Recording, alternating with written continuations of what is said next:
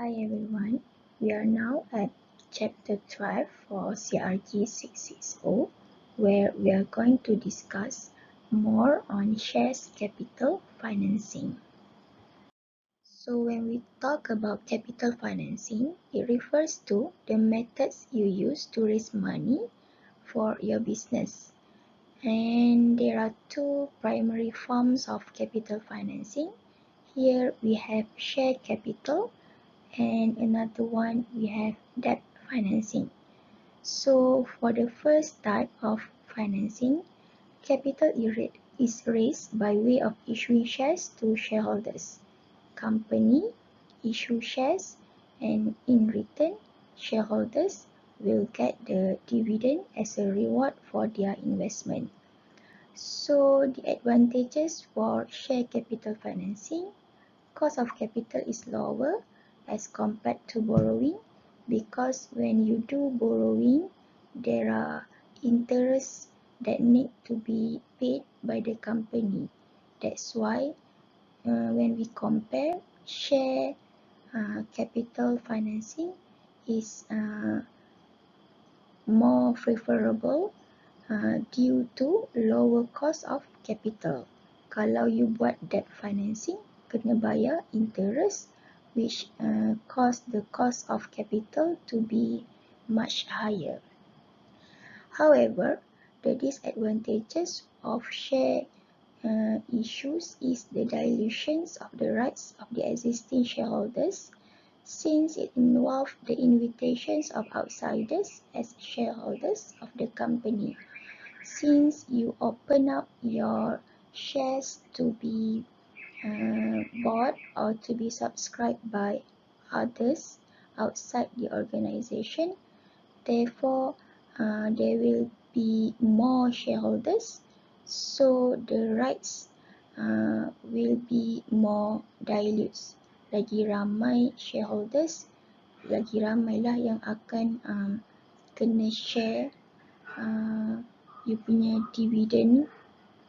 So dari segi dilutions of right, kita nampak di sini sebagai satu kelemahan lah untuk share capital financing.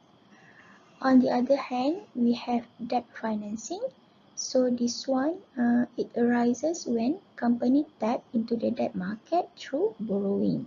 Okay, so for debt financing, we're going to discuss more in the next chapter. Now we are looking more into details for share capital. You used to hear the authorized capital. People said something like issued and paid up capital. So for these three categories, they are actually have different meaning. First one, let's look at authorized capital. It is the maximum amount of share capital that a company is authorized to raise. And the limit, the maximum limit, is outlined in company's constitutions, and if the company wants to change the limit, they have to get the approval from the shareholders. Alright, so usually a company do not issue full amount of its authorized share capital. Instead, some will be held in reserve for the company for possible future use. Okay, second type here, we have issued share capital. It is the total value of the shares a company elect to sell. So daripada yang banyak-banyak yang authorized tadi tu, issued capital ni adalah berapa share yang company pilih untuk jual. A company may elect to only issue a portion of the total share capital with the plan of issuing more shares at a later date. Okay, so here we can simply say that issued share capital is the monetary value of the portion of shares that a company offers for sale to investors. And the next one, here we have paid up capital. It is the amount of money a company has been paid from shareholders in exchange for shares of its stock. Paid up capital ni berapa yang shareholders dah bayar company dengan pertukaran jual beli share tadi. It is created when a company sells its shares on the primary market directly to investors. Okay, so antara tiga ni, paid up capital is important, paling penting, because it is a capital that is not borrowed. Company tak pinjam lah this capital sebab shareholders dah bayar kan.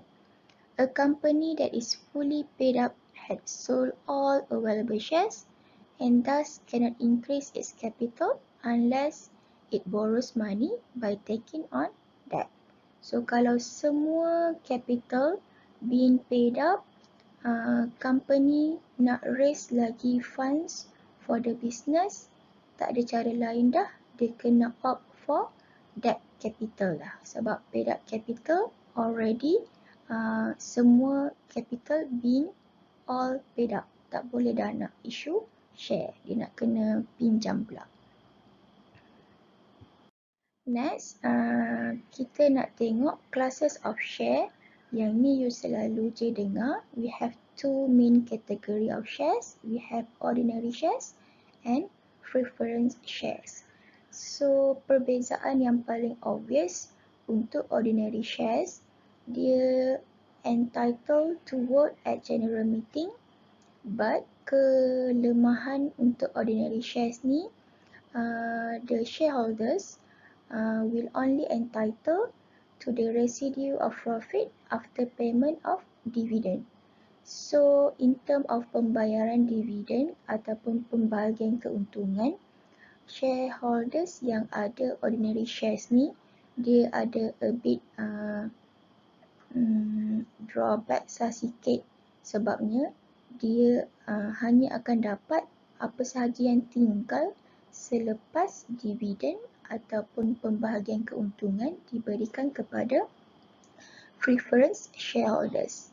Okay, so on the other hand, kita ada preference share yang ni, dia akan bagi some preference in relation to payment of dividend or return of capital in the winding up.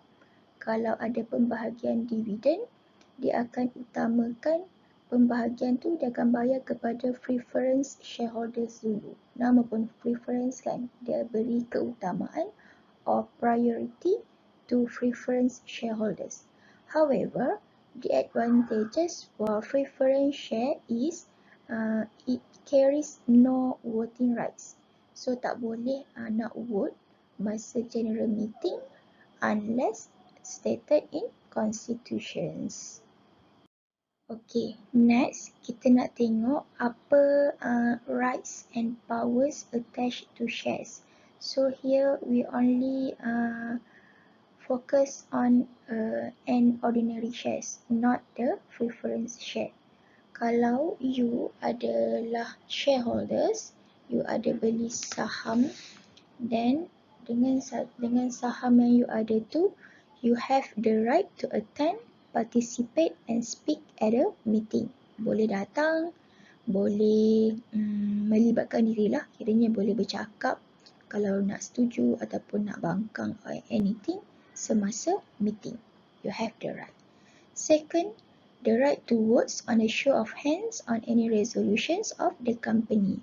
So, kalau masa meeting tu there are resolution yang company nak undertake, you sebagai shareholders, you ada right untuk vote on a show of hand. So, remember, satu tangan menunjukkan satu undian. Next, ada juga rights to one vote for each shares on a poll. Kita ada lagi satu cara untuk buat undian, which is guna poll. So, untuk poll, satu share melambangkan satu vote. Therefore, kalau you ada lebih banyak share, lagi banyaklah undian vote yang you boleh buat on any resolutions of the company.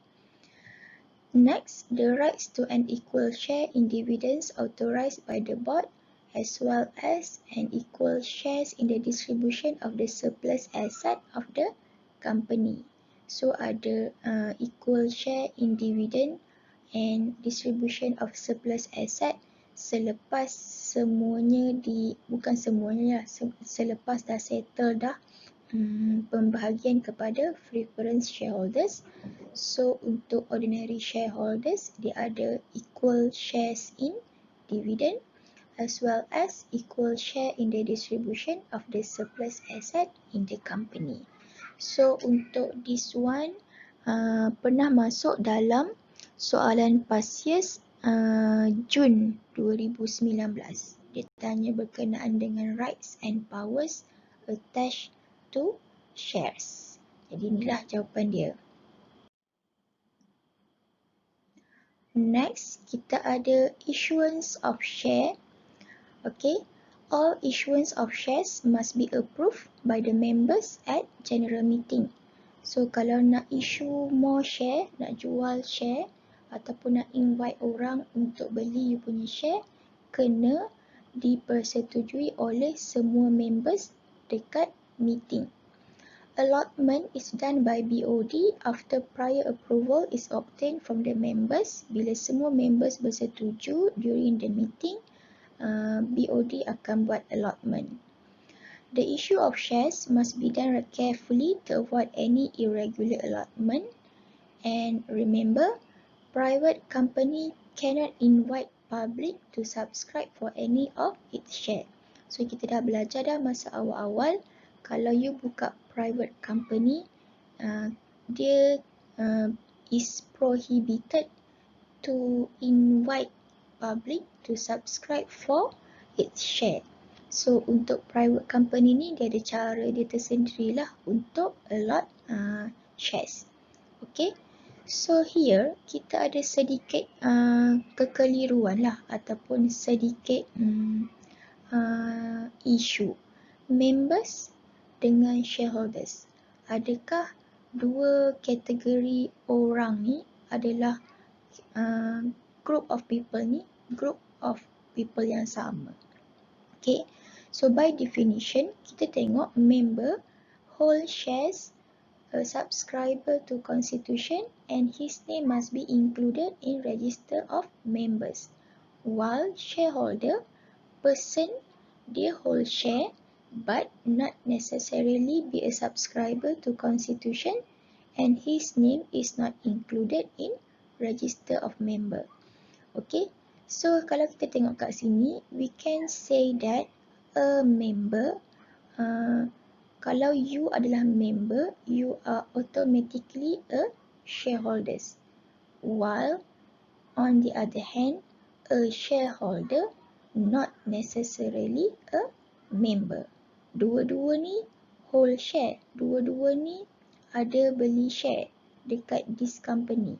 Tapi kalau member, dia kena ikut segala laws or provision yang ada dekat constitution dan nama dia ada dalam register of members. While shareholders, dia hanya pegang share sahaja tapi dia tak tertakluk kepada perlembagaan syarikat dan dalam register of members pun nama dia tak termasuk. So hopefully clear lah kekeliruan. Is it member and shareholders are there orang yang sama? Sebenarnya dia adalah konsep yang berbeza. Member boleh jadi shareholders tapi shareholders tak semestinya member. And this one pun pernah ditanya dalam soalan PASIAS Januari 2018. Members versus shareholders. Now, kita nak tengok power of directors to allot shares or grant right. So, ingat balik kalau I sebut allotment, share allotment tu, it is the creation or issuing of new share. Okay. So, kalau kita tengok section 75, Directors shall not exercise any power to allot share, to grant rights, to convert any securities into shares, to allot shares under agreement, option or offer unless dia dapat approval by way of resolution. So kalau masa meeting dapat approval from members, therefore directors dibenarkan untuk allot ataupun issue shares. Okay, and ada lagi satu section yang relevant to this, section 77. Company shall register an allotment of shares in the register of members referred to in section 50 within 14 days from the date of allotment. Kalau you dah buat issuance of new share, you akan ada members yang baru lah kan. Sebab dah ada new shareholders, dan kalau dia memilih untuk jadi members, dia nak subscribe to company's constitutions, therefore kena update lah kita punya register of members dalam masa 14 hari daripada date of allotment. We have already discussed the share capital. Kita dah tengok dah classes of share. Kita dah tengok juga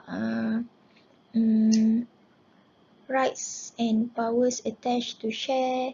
Siapa yang boleh buat share allotment. Sekarang kita nak fokus lebih kepada public company. Okay, how to raise finance for a public company. We have three alternative or methods. First, dia boleh pilih untuk buat public issue.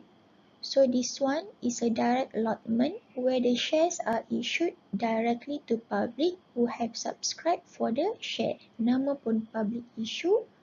Public company ni dia akan open je dia punya share kepada mana-mana public, orang ramai yang berminat to subscribe for the shares of the company stock to public issue.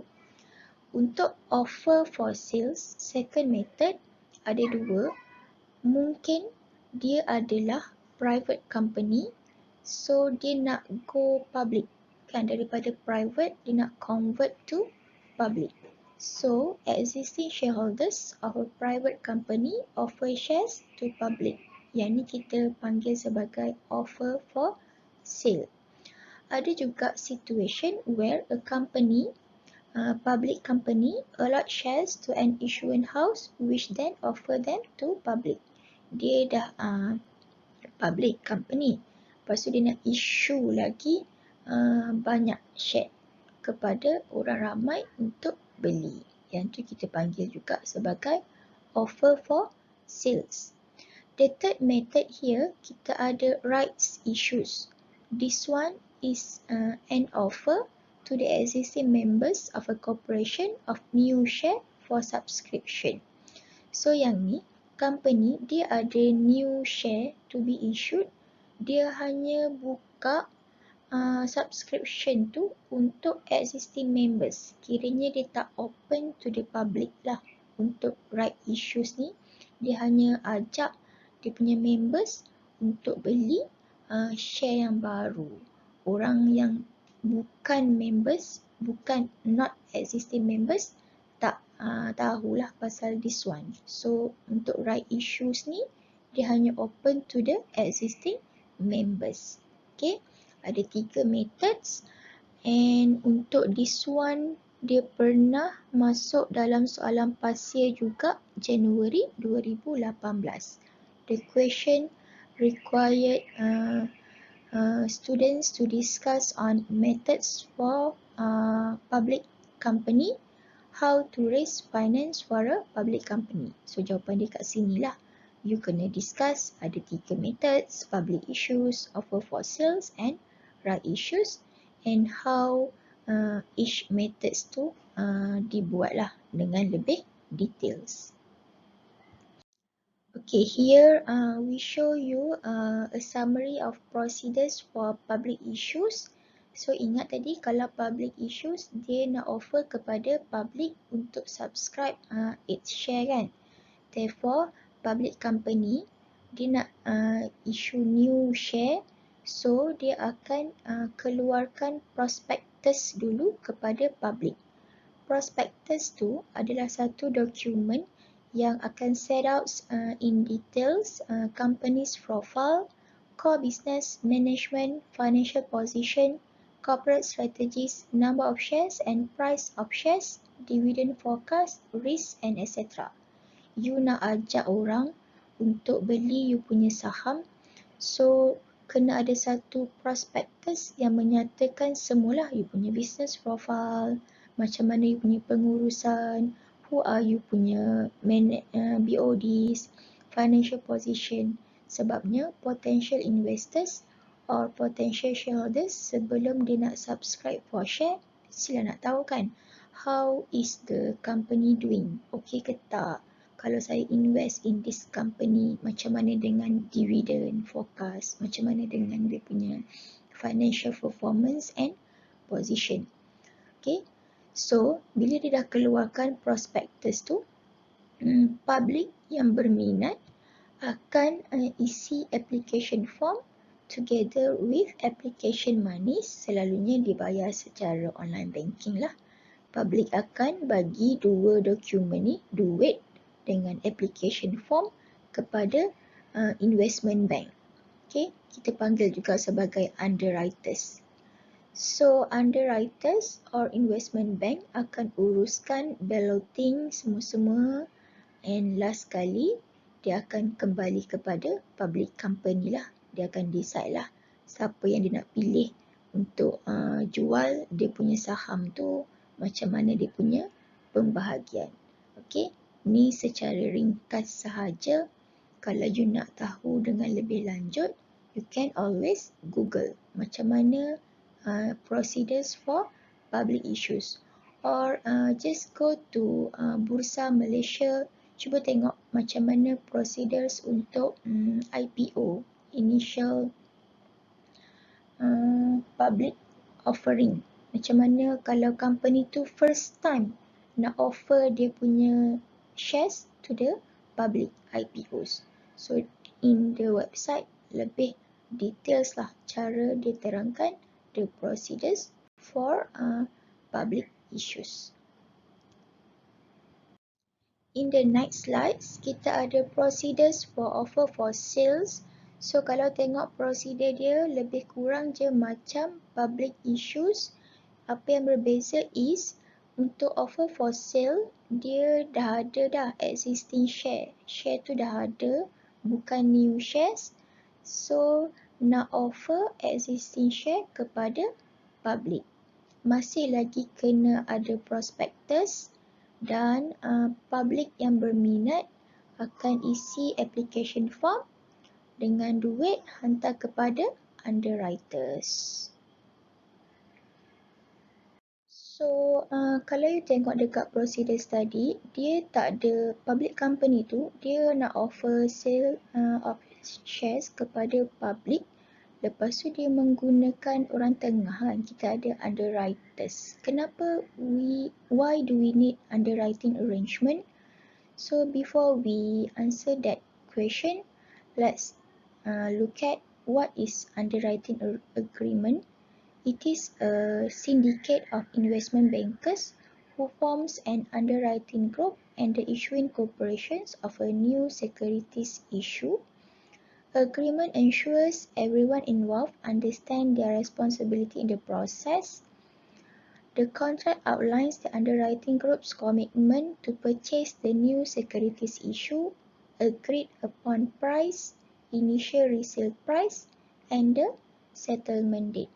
So, kenapa kena ada underwriters, and memang syarat pun untuk public listed company yang nak buat public issues, dia kena ada underwriting agreement to ensure the company will get required fund it intends to raise by the public issues or offer to sales.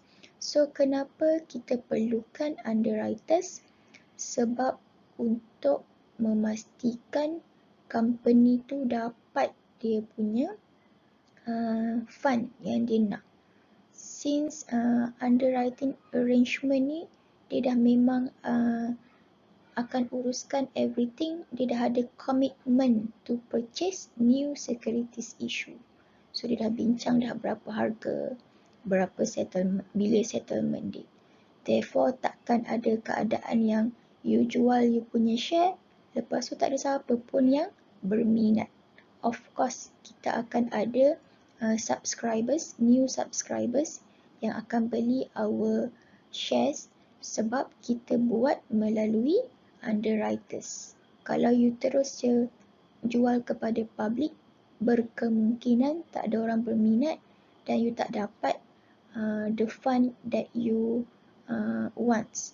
So therefore perlu untuk buat issuance of share, tak kisahlah guna public issues or offer to sell dengan menggunakan underwriting arrangement or menggunakan service of underwriters. Okay, tadi kita cerita macam mana nak raise capital. There will be also situation where company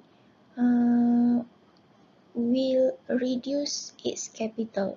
So ada dua situation, satu reduction of capital by the court, lagi satu another situation we have reduction of capital by the supported by solvency statement. So untuk this one, I will let you to read by your own. Boleh research around lagi, cerita lebih berkenaan reduction of capital. So untuk this video, I think I will just stop here and I will proceed for the next part of the chapter, share buybacks. Kita ada cerita berkenaan dengan debentures and dividend dalam second part of the video, tapi masih lagi dalam chapter 12, share capital financing. So let's stop here for this session and see you again in the next part of the video. Thank you.